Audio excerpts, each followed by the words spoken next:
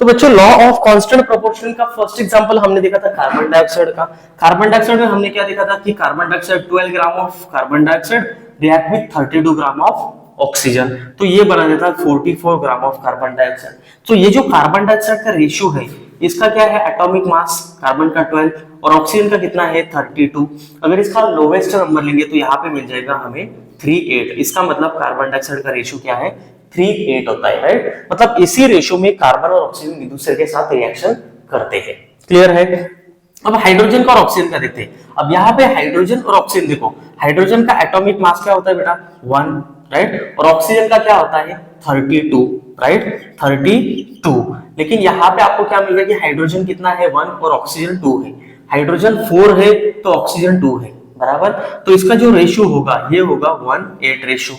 इसका मतलब क्या हो रहा है कि 8 gram of oxygen can react with 1 gram of hydrogen और 32 gram of oxygen can react with 2 gram of hydrogen, right. यहां तक क्लियर है। नेक्स्ट अमोनिया, मतलब नाइट्रोजन और हाइड्रोजन के बीच में जो रिएक्शन होती है, नाइट्रोजन का मास होता है बेटा 14 और हाइड्रोजन यहाँ पे 3 है, राइट। तो ये कितना हो गया 3, मतलब नाइट्रोजन और हाइड्रोजन का रेशियो क्या है 14 है 3।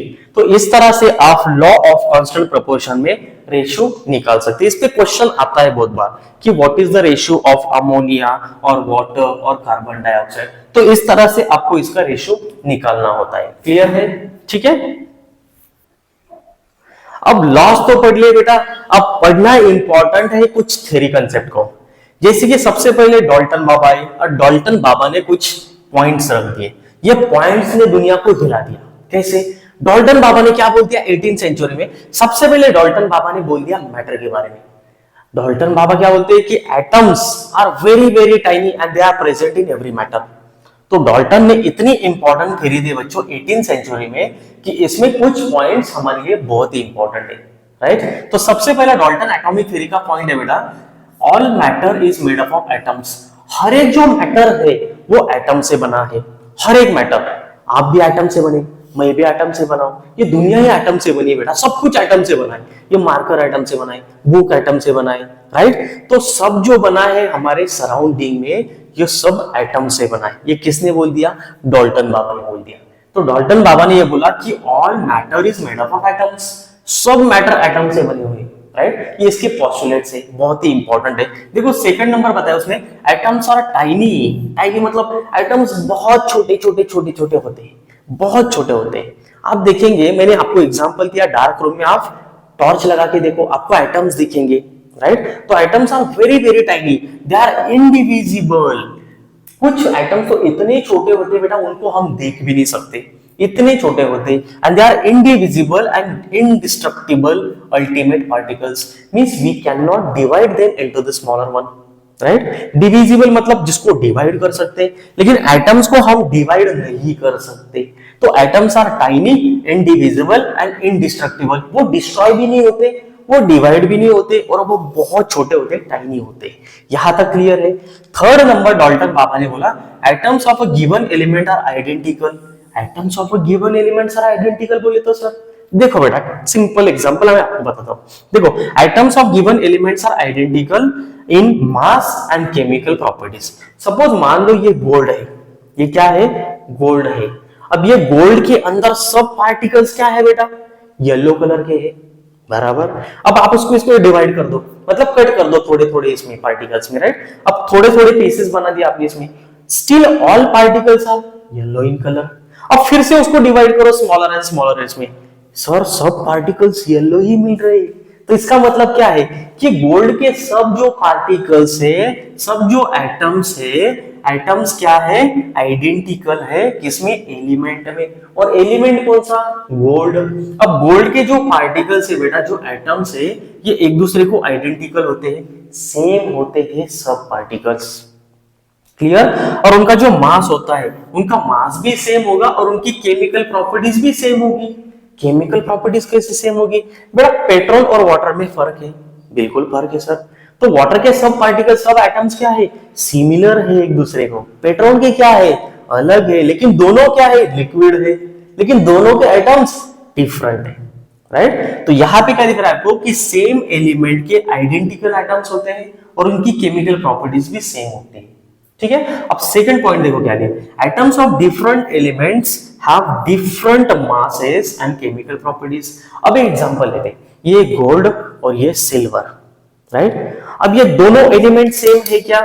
नहीं है सर, ये एक्सपेंसिव है, ये महंगा है, ये सस्ता है, बराबर। अब दोनों में फर्क क्या है, इसके सब पार्टिकल्स येलो है, राइट, और इसके देखो आप सिल्वर, सिल्वर के पार्टिकल्स येलो होते हैं?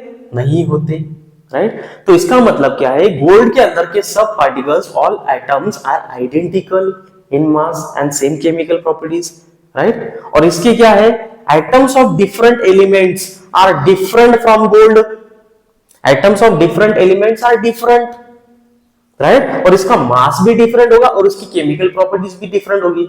हाँ सर, अब समझ में आया। तो दोनों के एटम्स अलग है, दोनों के मासेस अलग है, दोनों की केमिकल प्रॉपर्टीज भी अलग है।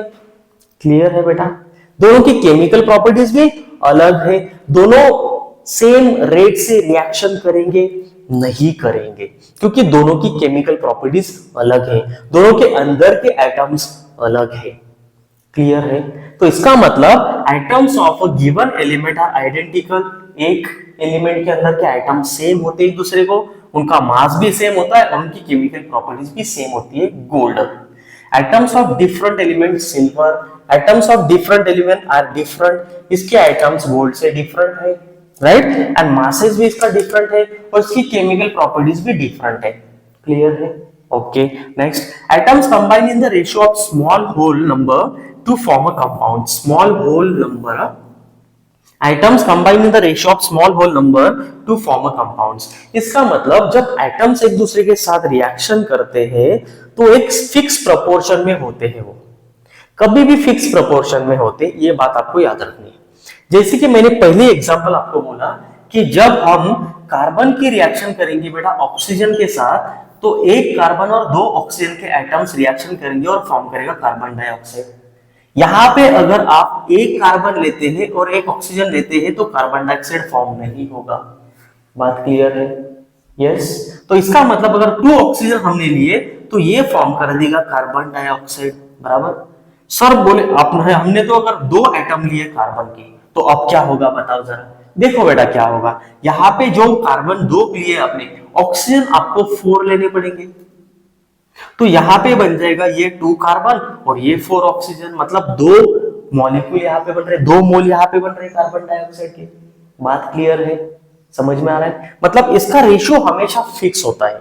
क्या होता है? फिक्स होता है। जब कोई एलिमेंट्स एक दूसरे के साथ रिएक्शन करते हैं और कंपाउंड फॉर्म करते हैं, so they always have their fixed ratio.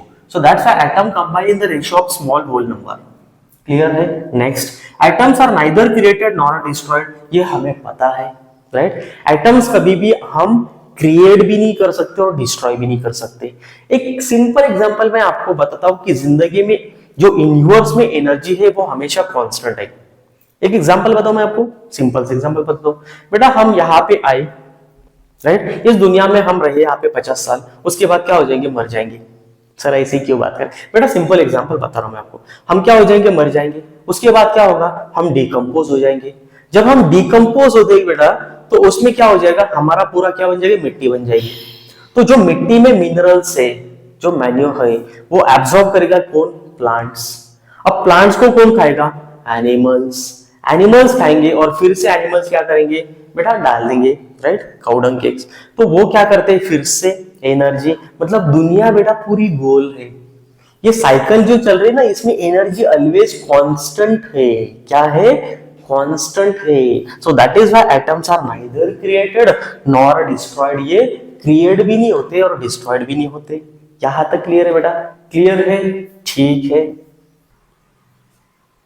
तो चलिए बच्चों स्टार्ट करते हैं एटम्स और मॉलिक्यूल्स के बारे में।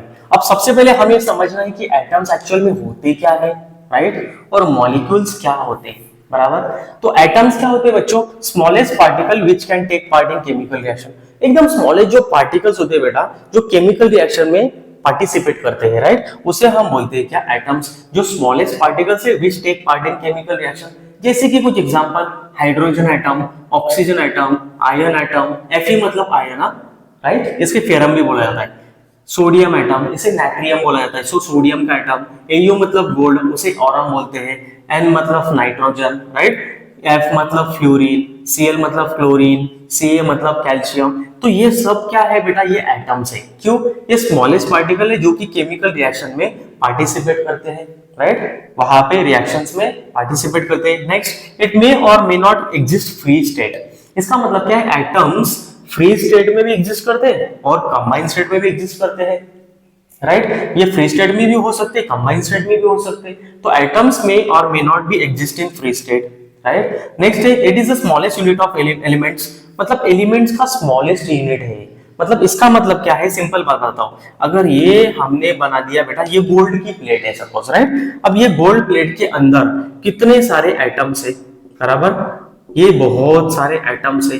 अब एक जो ये जो सर्कल मैंने यहाँ पे डॉट जो किया, ये डॉट, ये एक डॉट मतलब क्या है, एयू, तो इसे हम बोलते हैं एटम, क्लियर है। और ये पूरा जो सर्कल है ये क्या है, एलिमेंट, क्लियर है। मतलब एक एलिमेंट के अंदर बहुत सारे एटम्स होते हैं जो कि एक दूसरे को क्या होते हैं, सिमिलर होते हैं, क्लियर है। ओके, अब देखो मॉलिक्यूल्स क्या होते हैं। मॉलिक्यूल मतलब क्या होता है, it is made up of 2 और मोर एटम्स।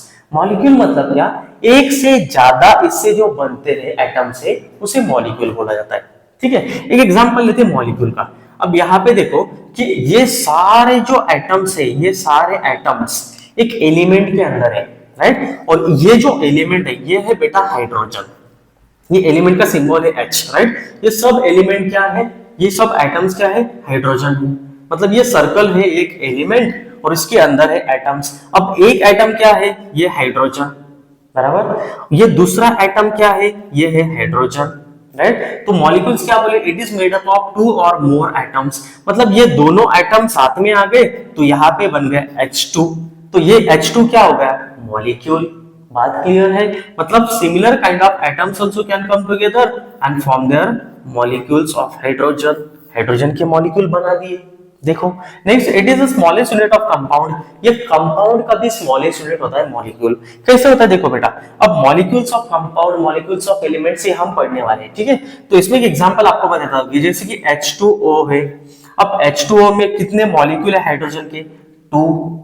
ये 2 एटम्स आपको दिख रहे हैं, राइट। तो ये 2 एटम्स आ गए तो बन गया मॉलिक्यूल, हाइड्रोजन के 2 मॉलिक्यूल्स। ऑक्सीजन का एटम कितना है, 1। अब ये दोनों मॉलिक्यूल्स ऑफ कंपाउंड है। क्यों, ये कंपाउंड है, वाटर इज अ कंपाउंड, और इसके अंदर एटम्स कितने हैं, मॉलिक्यूल हाइड्रोजन के 2 और ऑक्सीजन का 1, क्लियर है। मतलब यहाँ पे 2 molecules of hydrogen and 1 atom of oxygen, तो ये बन गया कंपाउंड, ठीक है। नेक्स्ट देखो, it is capable of free existence. ये फ्री एग्जिस्टेंस में भी होते हैं, जैसे कि मोनो एटॉमिक है, डायटॉमिक। सर मोनो एटॉमिक बोले तो मोनो मतलब एक होता है बेटा, उसको मैं आगे पढ़ाने वाला हूँ। मोनो एटॉमिक क्या होते हैं, डाई एटॉमिक क्या होते हैं। अब ये देखो 2 एटम साथ में आ सकते हैं और डाई एटॉमिक मॉलिक्यूल बना जाए। डाई मतलब 2, मोनो मतलब 1, तो उसे भी हम देखने वाले हैं अभी, मोनो एटॉमिक और डाई एटॉमिक क्या होता है। तो चलो बच्चों बात करते हैं एटॉमिसिटी क्या होता है। बेटा एटॉमिसिटी क्या होता है, देखो number of atoms present in a molecule. मतलब नंबर ऑफ एटम्स जो प्रेजेंट होते हैं मॉलिक्यूल के अंदर, उसे हम बोलते हैं एटॉमिसिटी। जैसे कि आपको पूछा गया कि हाइड्रोजन की एटॉमिसिटी क्या है, आपको क्लियरली समझ में आ जाएगा कि इसमें कितने हाइड्रोजन में एटम्स होते हैं, 2 होते हैं, राइट। तो एटॉमिसिटी क्या होता है, number of atoms present in molecule. Hydrogen 2 atoms में प्रेजेंट होता है, बराबर। तो अब यहाँ पे कुछ मैंने यहाँ पे लिखे, देखो मोनो एटॉमिक, मोनो मतलब 1, राइट। ये हमेशा फ्री स्टेट में आपको एग्जिस्ट करते हुए देखते हैं, जैसे कि हेलियम, नियॉन, आर्गन। बेटा ये जो एलिमेंट है, ये हमेशा फ्री स्टेट में होते हैं। आपने कभी नहीं देखा होगा कि एक हेलियम दूसरे हेलियम के साथ हेलियम 2 बन गया, कभी नहीं होता, राइट। इसका मतलब ये फ्री होते हैं। क्यों, इनके ऑक्टेट ऑलरेडी कंप्लीट होते हैं, राइट। सोडियम Na+ फॉर्म करता है तो मोनो एटॉमिक में आता है वो भी, क्योंकि वहां पे मोनो मतलब एक, जो एक एटम यहाँ पे होल्ड रहता है, उसके अंदर बहुत सारे एटम्स रहते हैं, राइट। तो ये होगा monoatomic, clear. Diatomic मतलब क्या, 2 एटम साथ में आ सकते हैं बट सिमिलर काइंड, क्या जो सिमिलर है, सेम है, आइडेंटिकल है, राइट। तो डाई एटॉमिक मतलब ऑक्सीजन साथ में आ गया, बन गया O2, नाइट्रोजन आ गया, N2 बन गया, हाइड्रोजन H2 बन जाता है। तो इस तरह के जो मॉलिक्यूल्स होते हैं, chlorine, iodine I2, F2, fluoride 2, right. तो ये जो मॉलिक्यूल्स है बेटा, ये होते हैं डाई एटॉमिक। इसे क्या बोलते हैं, diatomic molecules, right. Triatomic मतलब क्या होता है, जिसमें 3 एटम्स सिमिलर काइंड के साथ में आते हैं। जैसे कि ट्राई एटॉमिक का एग्जांपल मैंने दिया ओजोन का, इसे O3 मतलब क्या होता है बेटा, ओजोन होता है, राइट। तो ओजोन का एक एग्जांपल है ट्राई एटॉमिक का, मतलब 3 मॉलिक्यूल साथ में आते हैं। क्लियर है ये। नेक्स्ट है बेटा टेट्रा एटॉमिक। टेट्रा मतलब क्या होता है बेटा, टेट्रा मतलब 4। अब फास्फोरस के 4 एटम साथ में आ सकते हैं और बनाते हैं टेट्रा एटॉमिक। पॉली, पॉली मतलब क्या होते हैं, जो 4 से भी ज्यादा होते हैं, बहुत सारे होते हैं, राइट। तो पॉली एटॉमिक का भी एक एग्जांपल मैंने यहाँ पे लिखा है सल्फर का, मतलब सल्फर के 8 एटम साथ में आते हैं और एक बड़ी ऐसी लॉन्ग चेन बना देते हैं, वो है एसेट। तो इस तरह से हमने यहाँ पे देखा एटॉमिसिटी मतलब क्या होता है, राइट। तो ये सब एग्जांपल जो देखे ये यहाँ पे मैंने, ये क्या है, ये है number of atoms present in a molecules. Clear है बेटा। So what is this, molecules of elements, इसे हम क्या बोलेंगे, मॉलिक्यूल्स ऑफ एलिमेंट्स। अब बात करते हैं मॉलिक्यूल्स ऑफ कंपाउंड क्या होते हैं, ठीक है। तो चलिए बच्चों अब बात करते हैं मॉलिक्यूल्स ऑफ कंपाउंड्स के बारे में। अभी हमने देखा मॉलिक्यूल्स ऑफ एलिमेंट्स क्या होते हैं, जिसमें similar kind of atoms together आते हैं और बनाते हैं molecules of elements, monoatomic, diatomic, right. अब देखते हैं मॉलिक्यूल्स ऑफ कंपाउंड। कंपाउंड बोले तो सर जो एलिमेंट्स क्या होते हैं बेटा, एक दूसरे के साथ में आते हैं डेफिनेट प्रोपोर्शन में, राइट। तो मॉलिक्यूल्स ऑफ कंपाउंड भी वही होगा, क्या, atoms of different elements join together in definite proportion, मतलब डिफरेंट एटम्स एक दूसरे के साथ आते हैं लेकिन definite proportion by mass, right. वो डेफिनेट प्रोपोर्शन में आते हैं तो उसे हम बोलते हैं molecules of compound. Atoms of different element, different elements के एटम्स साथ में आते हैं और क्या बना देते हैं, कंपाउंड बना देते हैं, राइट। तो एग्जांपल लेते हैं हम यहाँ पे कंपाउंड का। फर्स्ट एग्जांपल लेते हैं बेटा यहाँ पे हम कंपाउंड का, कार्बन डाइऑक्साइड का। किसका, तो कंपाउंड क्या है, कार्बन डाइऑक्साइड। अब इसमें कंबाइनिंग एलिमेंट्स कौन से हैं, कंबाइनिंग एलिमेंट्स, कंबाइनिंग मतलब दोनों जो क्या कर रहे हैं, पार्टिसिपेट कर रहे हैं रिएक्शन में। तो कंबाइनिंग एलिमेंट्स बताओ जल्दी जल्दी कौन सा है, इसमें है बेटा कौन सा, कार्बन और दूसरा है ऑक्सीजन, राइट। यहां तक क्लियर है। इसका रेशियो क्या होता है, रेशियो बाय मास। इसका रेशियो क्या होता है बताओ जरा, रेशियो बाय मास। इसका रेशियो हो जाएगा बेटा, कार्बन का मास कितना होता है 12, ऑक्सीजन का कितना होता है 16, राइट। तो 2 ऑक्सीजन है तो 32। मैंने बताया था ना कार्बन का मास कितना है 12, ऑक्सीजन का 16 है, लेकिन यहाँ पे कितने ऑक्सीजन है 2 है, तो ये हो जाएगा 32, राइट। अगर इसका लोवेस्ट नंबर हम यहाँ पे लेंगे तो वो होता है 38, 3:1, इतना इसका रेशियो होगा, राइट। सेकंड हम कंपाउंड लेते हैं यहाँ पे H2O, water. Molecules of compound कैसे बोलेंगे इसे, molecules of compound, different atoms of element, मतलब कार्बन भी ऑक्सीजन भी, ये दोनों एक दूसरे से डिफरेंट है, दोनों साथ में आते हैं डेफिनेट प्रोपोर्शन से और बना देते हैं कंपाउंड कार्बन डाइऑक्साइड। वाटर में देखो 2 molecules of hydrogen, 1 atom of oxygen, यहाँ पे 1 atom of carbon, 2 molecules of oxygen, right. तो वाटर यहाँ पे एलिमेंट कौन से है, हाइड्रोजन और ऑक्सीजन है। इसका रेशियो क्या होता है बेटा 1:8 का होता है, राइट। 1:8 के रेशियो से ये कंबाइन होते हैं हाइड्रोजन और ऑक्सीजन, राइट। नेक्स्ट एग्जांपल देखते हैं NH3 का। NH3 मतलब क्या होता है बेटा, अमोनिया, राइट। तो अमोनिया का यहाँ पे एलिमेंट कौन से है, नाइट्रोजन और हाइड्रोजन, बराबर। अब नाइट्रोजन का मास कितना है, नाइट्रोजन का है 40, हाइड्रोजन का है 1, लेकिन यहाँ पे 3 हाइड्रोजन है तो हम लेंगे 3, राइट। तो इसका रेशियो क्या हो जाएगा 14:3, राइट। ये रेशियो हो जाएगा किसका, अमोनिया का।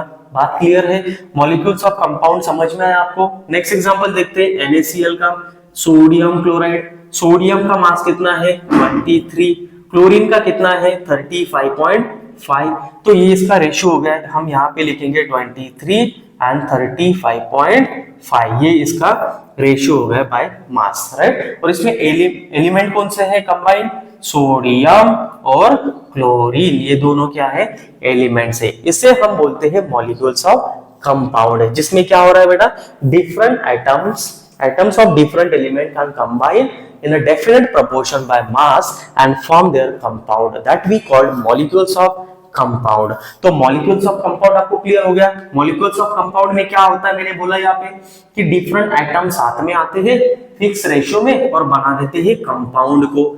इसमें कंबाइनिंग एलिमेंट्स कौन से हैं, कार्बन और ऑक्सीजन है, राइट। और इसका रेशियो, यही रेशियो में ये फिक्स यहाँ पे रिएक्शन करते हैं, मतलब इनका रेशियो हमेशा फिक्स होता है रिएक्शंस में। यहां तक क्लियर है, ओके, ठीक है।